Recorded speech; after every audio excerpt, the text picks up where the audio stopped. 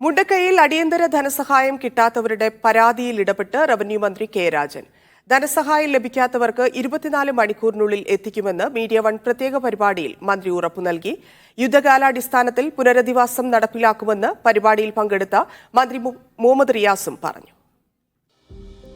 രക്ഷാപ്രവർത്തനത്തിൽ പങ്കെടുത്ത വിവിധ സംഘടനകളുടെ പ്രതിനിധികൾ, ദുരന്ത നിവാരണ വിദഗ്ധർ എന്നിവർക്കൊപ്പമായിരുന്നു മന്ത്രിമാരും മീഡിയ വൺ പ്രത്യേക പരിപാടി ജീവിതം മുന്നോട്ടിന്റെ ഭാഗമായത്.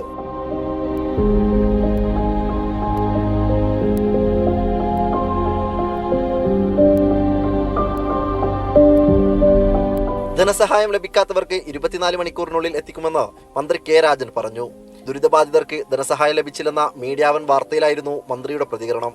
അർഹതപ്പെട്ടിട്ടും പേര് ലിസ്റ്റിൽ പെടാത്ത സാഹചര്യം ഉണ്ടാകും.